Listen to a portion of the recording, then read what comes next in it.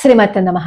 జయసింహుడు చెప్పిన తర్వాత ఔరంగజేబు ఆస్థానానికి ఈ శివాజీ మహారాజు శంభాజీ మహారాజుని తీసుకుని వెళ్తారు. ఎంత ధైర్యం చూడండి. శత్రువుల దగ్గరికి వెళ్తున్నాను, అక్కడ ఏదైనా సరే ఇబ్బంది ఎదురవుతే అని కూడా అనుకోకుండా ఎంత ధైర్యంగా శంభాజీ మహారాజుని వెంట పెట్టుకుని ఆస్థానానికి వెళ్ళారు. వెళ్తేనేమో జయసింహుడు ఏమంటాడంటే, అబ్బా నా మాట వినేస్తాడు ఔరంగజేబు, మీకేమో అన్ని అతిథి సత్కారాలు చేసేస్తాడు, కాబట్టి మీరు మాట్లాడుకోండి అని చెప్పాడు జయసింహుడు. సరే, శివాజీ మహారాజుకు తెలుసు కదా ఔరంగజేబు ఎలాంటి వాడు. కానీ వెళ్ళారు. వెళ్తే అక్కడ అవమానమే ఎదురైంది. శివాజీ మహారాజుని అతిథి గృహంలో బందీగా చేసేస్తారనమాట. అక్కడికి జయసింహుడు ఔరంగజేబుకి చెప్తాడు. అయినా సరే ఔరంగజేబు ఏం పట్టించుకోడు. వాళ్ళకి ఏం కావాలి? వాళ్ళ పని కావాలి, వాళ్ళకి శత్రువులను పట్టుకోవడం కావాలి. వాళ్ళు ఎలా అయినా సరే భారతదేశం మీద పడి జయించేసి మన డబ్బునంతా తీసుకెళ్లిపోవాలి, మన వాళ్ళందరినీ మతం మార్చేయాలి, అదే వాళ్ళ కోరిక. అలాంటప్పుడు మనం ఎంత చెప్తే మాత్రం వాళ్ళు వింటారా? విన్నట్టు నటిస్తారు, వాళ్ళ పని పూర్తిగా నిచ్చుకుంటారు అంతే. అంత ధైర్యంగా శివాజీ మహారాజు శత్రువుల దగ్గరికి వెళ్ళారు అంటే అది కూడా తన కొడుకుని తీసుకుని. ఎంత ధైర్యం ఉండాలి! ఎప్పుడైనా సరే మనకి గుండె ధైర్యం అనేది ఉండాలి. ఎటువంటి పరిస్థితుల్లో అయినా సరే ఒక పని చేద్దాము అని చెప్పి మనం అడుగు ముందుకు వేసాము అంటే దాన్ని వెనక్కి తీయకూడదు. తీసామా ఓడిపోయినట్టే. ఇంకా వెనక్కి వెనక్కి వెనక్కి వెనక్కి వచ్చేస్తాం. ఏదైనా సరే తేల్చేసుకుందాం అని చెప్పి వేసిన అడుగుని వెనక్కి తీయకుండా సాధించాలి. మనం ఎందుకు చేయలేమని. శత్రువుల ఆస్థానానికి శివాజీ మహారాజ్ తన కొడుకుని తీసుకుని వెళ్ళారు అంటే ఎంత ధైర్యం తన మీద తనకి. ఆ ధైర్యం ఉంటేనే జీవితంలో ఏదైనా సాధించగలుగుతాం. సరే వెళ్ళారు. శివాజీ మహారాజు బందీగా పట్టుకుంటాడు ఔరంగజేబు. పట్టుకుని అతిథి గృహంలో పెడతాడు. శివాజీ మహారాజ్కి అర్థమైపోయింది. రోజులు గడుస్తున్న కొద్దీ తను బయటకు వచ్చే మార్గం కనిపించట్లేదు, తనని వదలరు అనే విషయం అర్థమైపోయింది శివాజీ మహారాజ్కి. ఈ లోపే మంతనాలు జరిగిపోతున్నాయి అనమాట శివాజీ మహారాజ్ ప్రాణాలు తీసేయడం కోసం. కానీ ఎప్పుడు ఎలాగా అనేది మాత్రం బయట పెట్టట్లేదు. ఎలా బయట పెడతారు? బయట పెట్టరు కదా. సరే, రోజులు గడుస్తున్నాయి. ఈ లోపు శివాజీ మహారాజ్కి ఆరోగ్యం బాగుండలేదు అనే ఒక వార్త బాగా ప్రచారంలోకి వచ్చేసింది. శివాజీ మహారాజు నిత్య నైష్టికుడు, ప్రతిరోజు పూజ చేస్తుండేవారు. ఆయన యుద్ధానికి వెళ్తున్నప్పుడు పూజ చేశారు. చూడండి, ఇప్పుడు ఔరంగజేబు దగ్గర బందీగా ఉన్నప్పుడు కూడా ఆయన పూజ మానలేదు, పూజ చేస్తూనే ఉన్నారు. ఆయన ప్రతిరోజు పూజ చేసేటప్పుడు ఏం చేసేవారు అంటే పళ్ళు ఫలాలు స్వామివారికి నివేదన చేసేవారు, పుష్పాలేమో సమర్పించి. ఆ పళ్ళనేమో మళ్ళీ పేదవాళ్ళకి పంచేవారు. ఇక్కడ ఉన్నా కూడా ఆయన బందీగా ఉన్నప్పుడు కూడా ఆయన బందీగా ఉన్న గదికి పళ్ళును ఫలాలు వెదురు బుట్టలతో వచ్చేవి.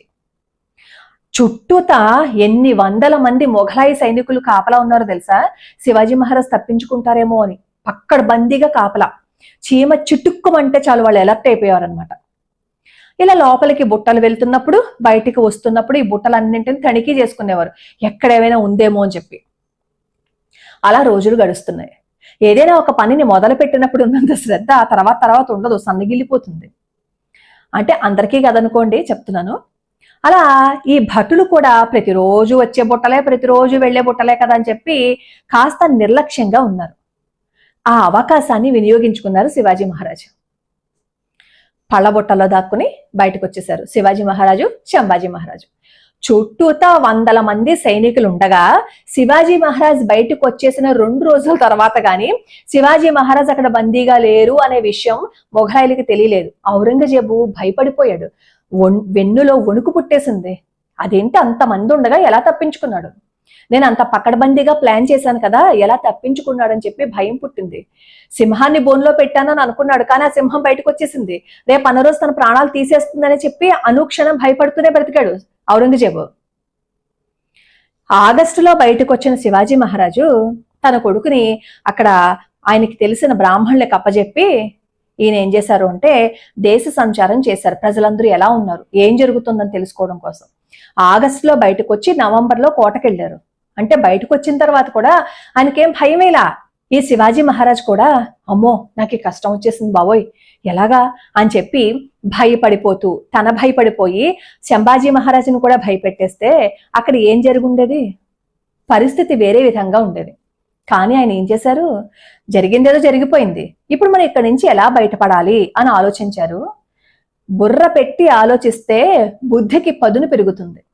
అప్పుడు ఖచ్చితంగా మనం కరెక్ట్గా ఆలోచించగలుగుతాం. ఇలా వేసి కొట్టాము అంటే కరెక్ట్గా గన్ షాట్లో తగిలిస్తుంది అనమాట. మనం గనక అనవసరంగా మదన పడకుండా ఆలోచించడం మొదలు పెడితే. అలానే బయటకు వచ్చారు శివాజీ మహారాజ్. శివాజీ మహారాజ్ అనారోగ్యంగా ఉన్నప్పుడు తన ప్రాణాలు చక్కగా పూర్తి తెలివిగా ఉన్నప్పుడు మాత్రమే పోయాయి. శివాజీ మహారాజుని ఏ యుద్ధంలోనూ ఎవరూ ప్రాణాలు తీయలేదు. అలా ఉండగలిగారు అంటే దానికి కారణం చిన్నప్పుడు జీజాబాయి పెంచిన విధానము, అలాగే అడుగు ముందుకు వేస్తే వెనక్కి తీయకూడదు అనే ఆలోచన. ప్రతి సమస్యకి పరిష్కారం ఉంటుంది, ఆందోళన పడకూడదు, బుద్ధి పెట్టి ఆలోచించాలి అనే సమయస్ఫూర్తి శివాజీ మహారాజ్కి ఉన్నాయి. అలా వచ్చేలాగా తల్లి పెంచింది. అందుకే ఈరోజు శివాజీ మహారాజ్ గురించి మనం చెప్పుకుంటున్నాం. ఇదంతా ఎందుకు చెప్పాను అంటే, చాలా మంది నాకు కామెంట్లో పెడుతూ ఉంటారు, నాకు బ్రతకాలని లేదు, నాకేమో అస్సలు ఈ జీవితం అంటేనే ఇష్టం లేదు, నాకు అన్ని బాధలే, నాకు అన్ని కష్టాలే.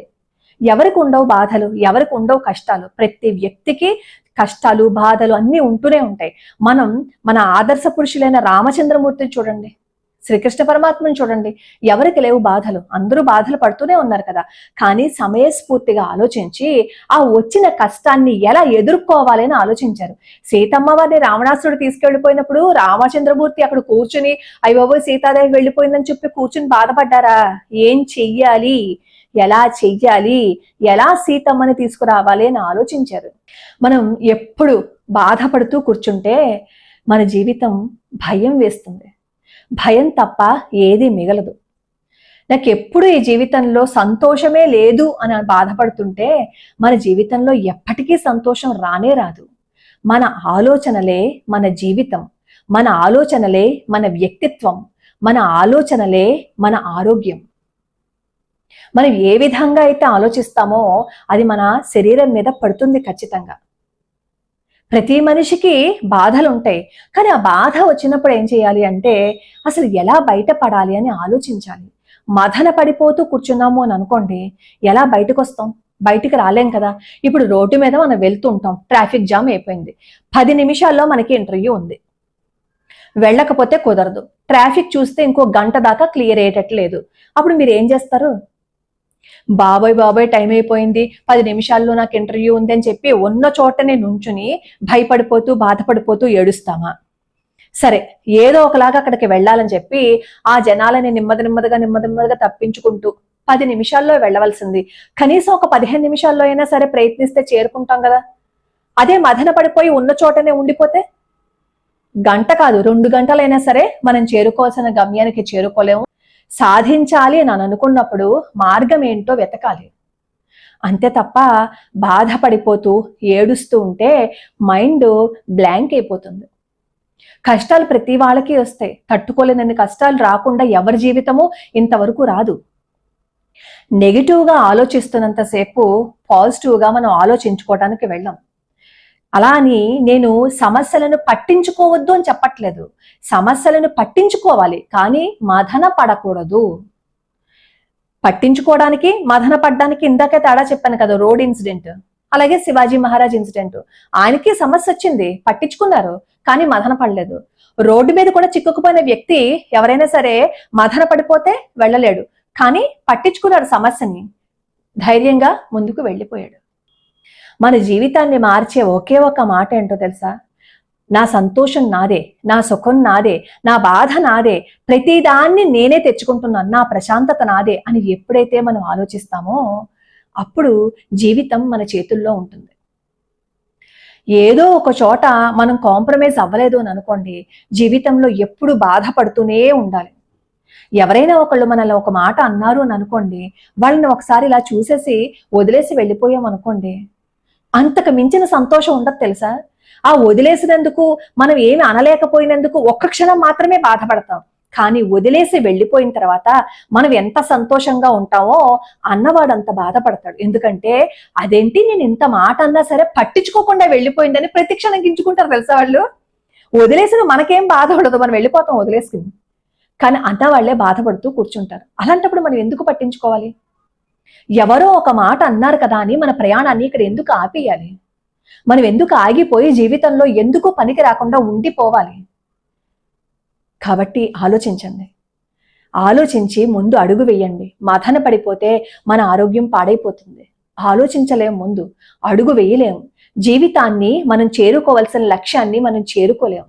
ఏ రోజుకి ఆ రోజే మనం ఒక విధంగా ఆలోచిస్తే మన జీవితంలో దేన్నైనా సరే జయించుకుంటూ వెళ్ళిపోగలం. ఈ రోజు నేను అన్ని మంచి పనులే చేస్తాను, నేను ఈరోజు ధైర్యంగా ఉంటాను, నేను ఈరోజు ఆనందంగానే ఉంటాను, మంచిగా మాట్లాడతాను, ప్రేమగా ఉంటానని ప్రతిరోజు మనల్ని మనం గనక ఫిల్ చేసుకుంటూ ఉంటే అది ఖచ్చితంగా ఏదో ఒక రోజుకి మన జీవితం పాజిటివ్గా ఉండడానికే ఉపయోగపడుతుంది.